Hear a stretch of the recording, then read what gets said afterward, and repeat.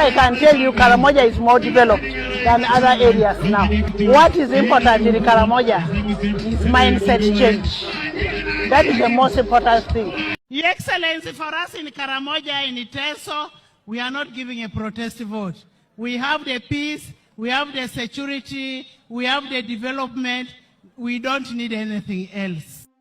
Kale oyo si comedy oba si compilation ya video gye tulinza okugamba nti eri AI generated. Ndowooza obudde buno abantu mwenna musobola okubeera nga musobola okwidentifyinga ekintu ekiri crafted by AI.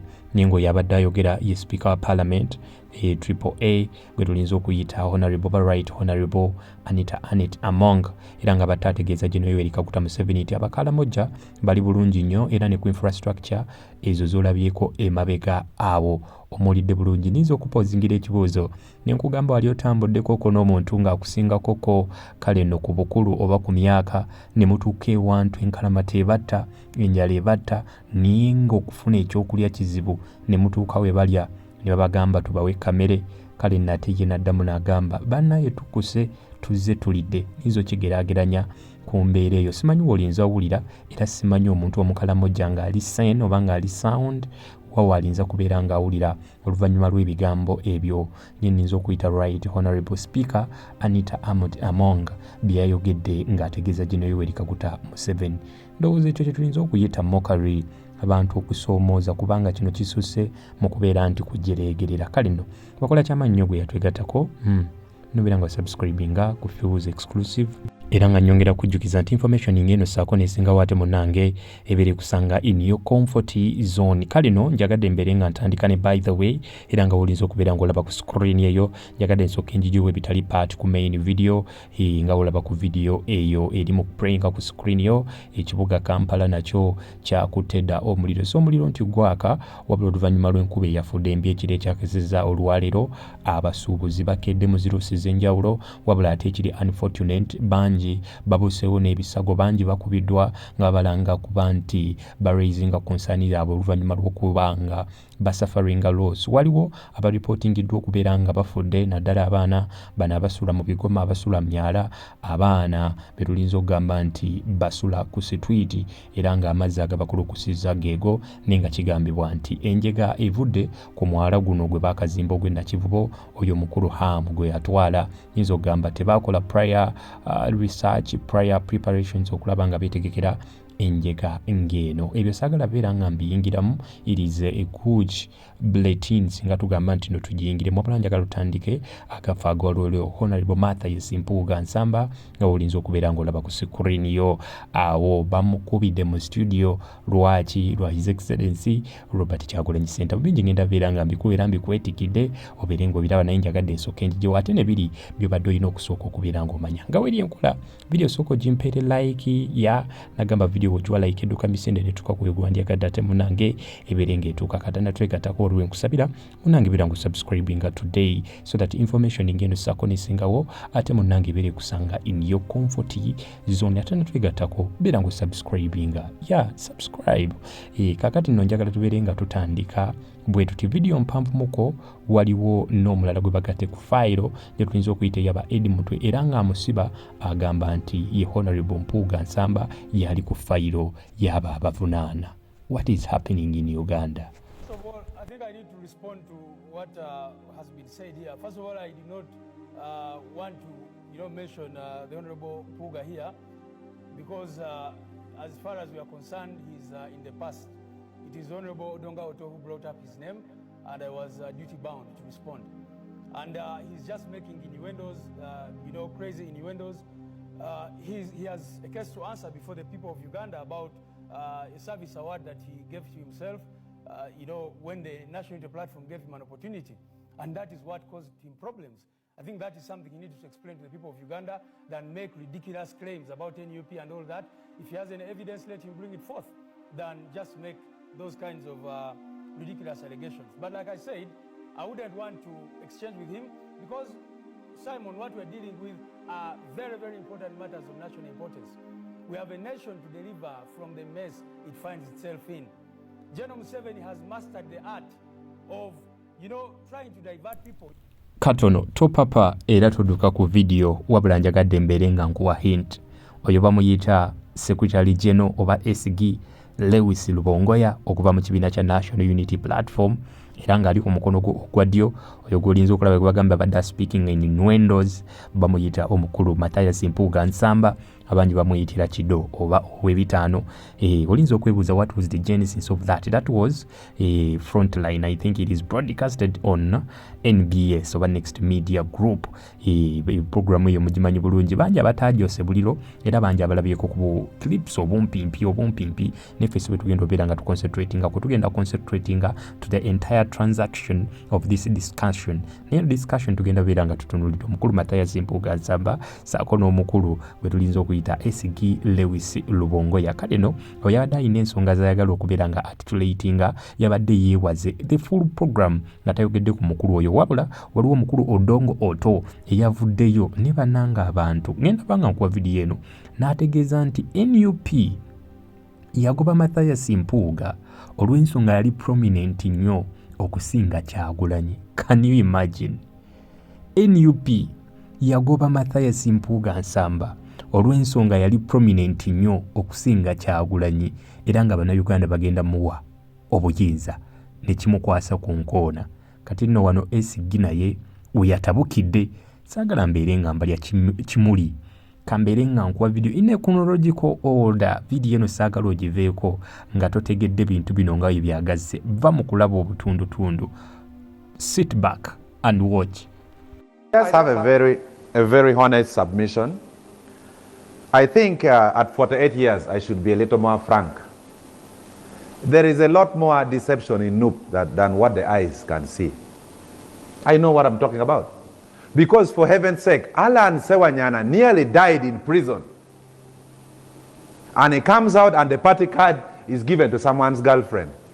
This is not how you run a political party. I have been in several street battles with Honorable Mathias Mpuuga while the leader of opposition.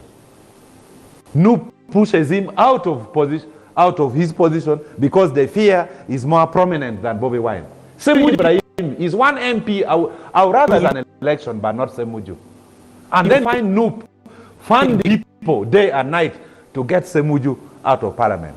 So this raises credibility in the eyes of some of us that what the hell is NUP in this Uganda? We need answers.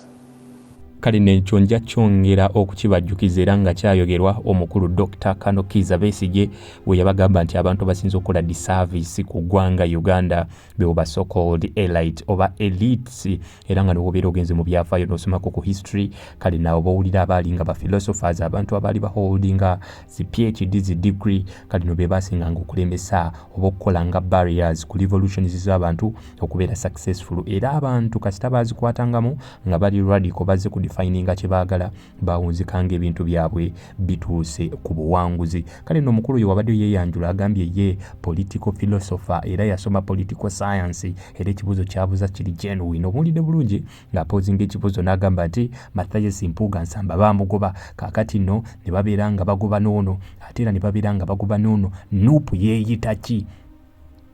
Awo no waluzingidde credibility ng'omuntu agambye what the hell is NUP? Is NUP? We need answers. Answer bazimuwadde gwedinza okuyita Secretary General wa NUP muyite Lewis Lubongoya. Naye omukulu omuwulidde bulungi mulizoloozo bedda nnimba agambye nti ekyagobya Mathias Mpuuga Nsamba olw'ensonga nti yali mugezi nnyo nga ataali prominent, nga kitegeeza amanyikiddwa nnyo n'okusinga Bobi Wine era nga baali bagenda kumulonda NUP n'etya ne babeera nga bamujja. Ekyewunyisa gy'ali numbers azitutte ku baloti kwali Uganda muli omu yeerobooleze n'omutwe gwe. Njagala owuliriza ebigambo omukulu Lubongoya bye yazzeemu towards that question. What the hell is NUP in this Uganda? We need answers. Mr. Lubongoya, over to you. Again, like I said, this country unfortunately has so many, people who you see moving around, and but their objectives are well known, and the nations sadly are meant to derail whatever gains the people of Uganda are making in terms of trying to redeem themselves from the mess that we find ourselves. So What I want to say is that when the party puts out a process and people contest in that process, you go in that process knowing that you're going to either emerge victorious or not emerge victorious. Any serious person who can think will realize some of our incumbents made it, others did not make it. Some newcomers made it, others did not make it. So I don't want anybody to be misleading the public, to say that there are people who should be untouchable, who should, when you put out a process and say, come and participate in this process, then it has to be open, it has to be transparent, it has to be fair, and that is what we follow. In NUP, we don't bring first positions. We say that we are going to give 60% based on the ground survey, we are going to give 40% based on the vetting committee, and whoever you are, if you do not make it through that system, unfortunately, cannot just grant you the card. Because what I think Honorable Odongo calls us is to be corrupt, is not to follow the principles that we put in place. Because if we put a system in place, we must follow it. That is the kind of country we want to build, where we stand on principle.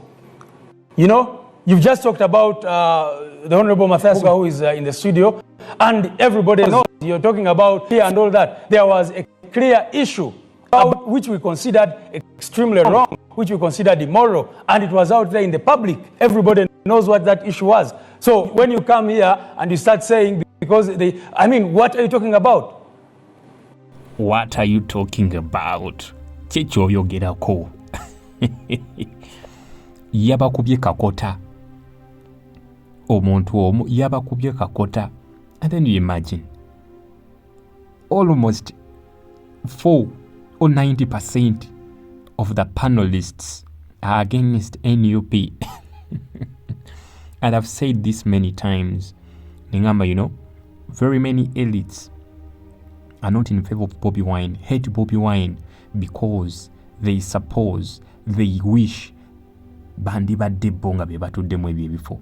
They think they are the only incredible or credible candidates to lead Uganda, not someone like Bobi Wine. At least it would have been someone of the same face like theirs, of the same status quo like theirs, of the same qualification holders like theirs. Nehate ono mulalamu.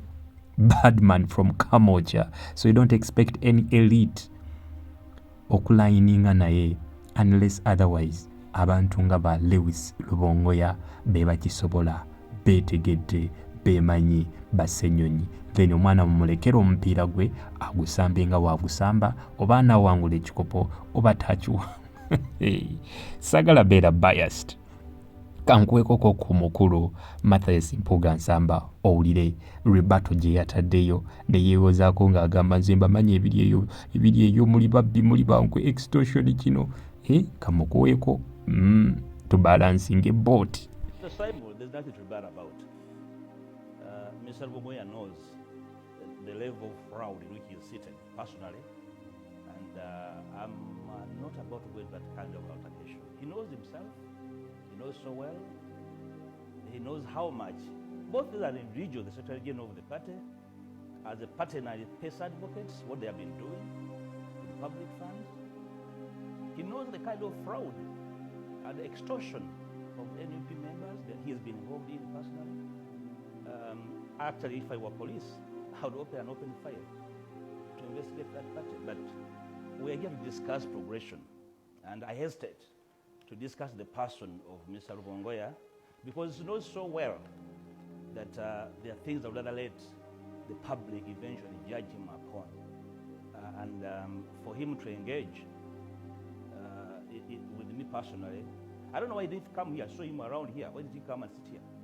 Did you choose to sit away in a curtain and start speaking from a curtain? He was around here. Why did you come here to the panel?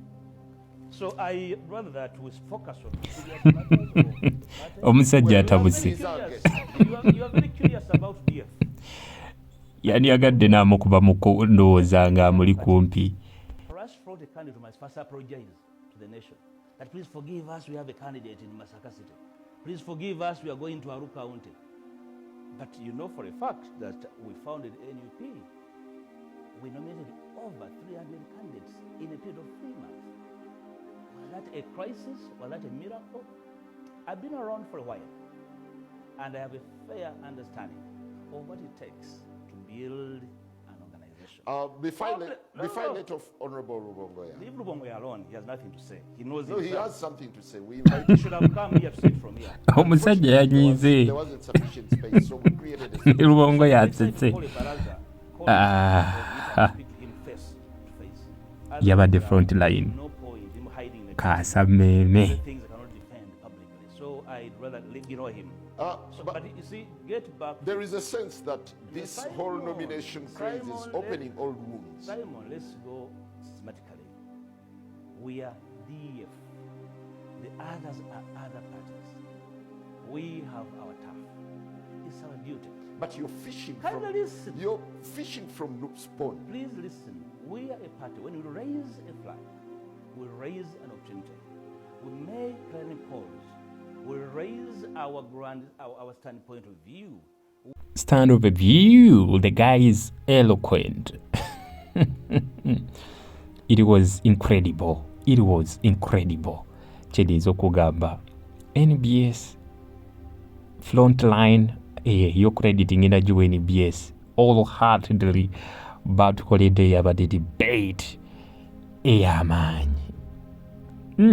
Nzikiriza nkuteere wano naye bino genda ng'obitegedde. Still Mathias Mpuuga Nsamba is mentioned somewhere here. Amannya nze Kaseekende Ronald, flag bearer wa NUP ku bwa division mayor bwa Nnyendo Mukungwe. Njagala okutegeeza ensi nti olwaleero mu ssaawa ng'emu n'ekitundu emabega nva kukubibwako ssimu nga nkubibwako poliisi ya Uganda wano Masaka City nga baŋŋamba nti neetaagibwa ŋŋende mbitebye mbu bannanga abadyefu ekibiina ekya Mwami Mpuuga mbu baataddeyo omusango. Nze nagenda ku lunaku lwa nomination lwe twali tunominti nga bakimanya akabonero bazaali 23 munagenda nenkwata ebiso nziba bagiyise aggravated robbery omusango nga bwe bateeka ku baganda bange ba Edimutwe ba Kivumbi bakireewo omusango gwe babateekako so munenziba omuwagizi wabe ne mubbako akasimu ne ssente era nga babikola bali so kati neetaagibwa ku poliisi era bwensukka ezidakiika emmeka nga sigeeze poliisi yegenda kujja enfune bankwaterwa mpaka. So njagadde ntegeeze ensi nti ennaku zino abatusena sinaba NRM naye bannaffe betwatambulanga nabo betwakolanga nabo abadyefu abakulemberwa mukulu Mpuuga wano mu kibuga Masaka baŋŋambye babirimu omuganda wange ennaku musana ali mu kifo kye nali neesimbyemu ne candidate waabwe gwe batadde mu kifo ekyo mukulu Yiga. So naye njagala okutegeeza ensi nti sinnatya ate Kaseekende ne munkwata eno idea esigalawo abantu mu Masaka bagenda kulonda Masaka City yonna bagenda kulonda Mbuleera. So this is just an idea naye mujjawo Kaseekende abalala bagenda